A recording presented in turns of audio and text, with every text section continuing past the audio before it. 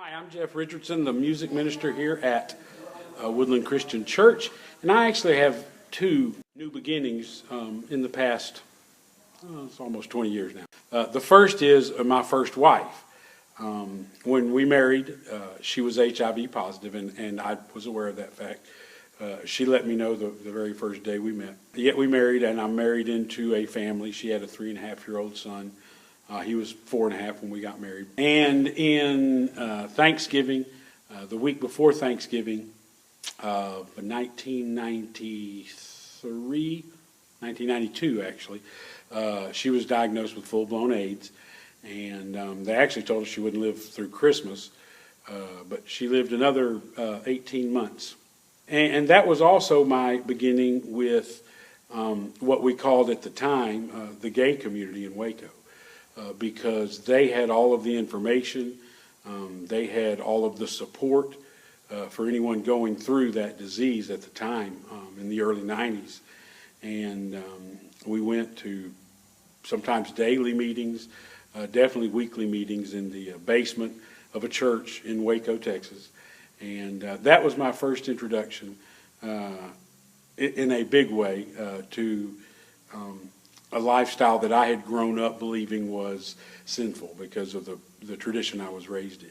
It brought us together with a Jewish family, a mother and dad who had lost their son the previous year, and they just walked us through basically the last week of Lisa's life. We didn't know she was dying. They could look at her and tell that she didn't have long, and they told us when to be there and don't leave, it's getting close and things like that. And of all people, a wonderful, wonderful Jewish couple in Waco, Texas, who had been through this and came and shared their experience and basically walked us up to death's door, and then they left so we could have our time. I still love them. And she died on July 4th, 1994.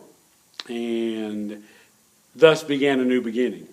What's normal when you're a 30-year-old widower with a 10-year-old and who's now my sole responsibility? His biological father had died before we married.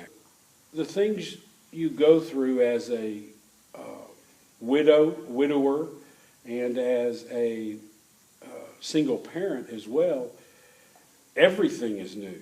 You for anybody who's experienced loss of a spouse or even a close parent, if you're still close with them, you struggle to find what the new normal is. What's normal now? And it's a whole new learning experience, a whole new set of skills, a whole new way of living and of interpreting everything that happens around you.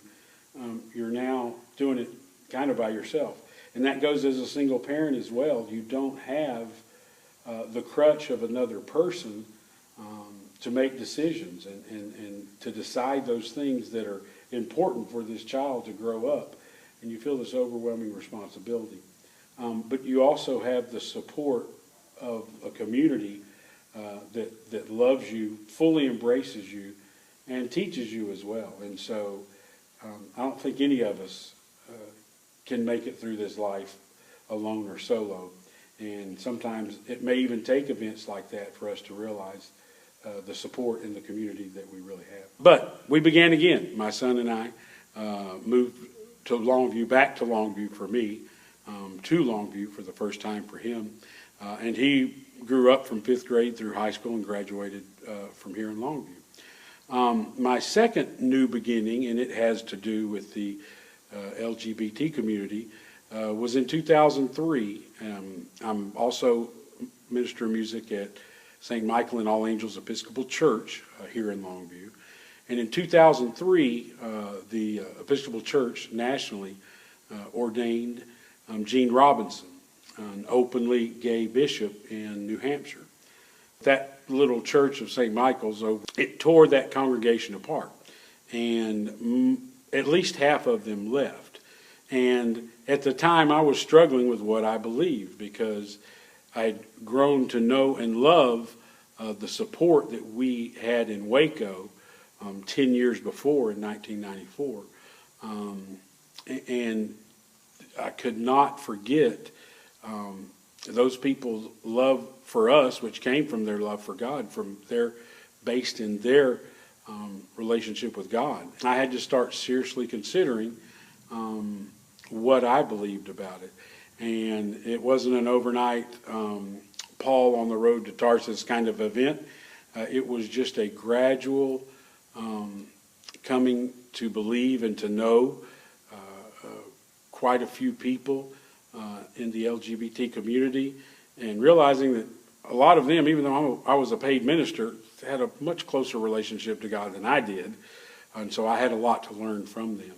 And here we are today. I've begun again twice, and it all had to do with an LGBT community that loved me in whatever situation I was in. I was going to say one of the main reasons, but it's actually the reason why I love worshiping and leading worship at Woodland, is seeing those who have been told that God doesn't love them, those who have literally been run out of some churches, those who did not think they could ever connect with God, fully connect with God, being exactly who God created them to be. And to see that from the front of a church, as you're watching people worship, you can see the relief, you can see the connection, you can see the joy, and you can see the release of the pain that they've experienced, because they found a place where all are truly welcome, and where God's love is truly the way I think He has always meant it to be for His people.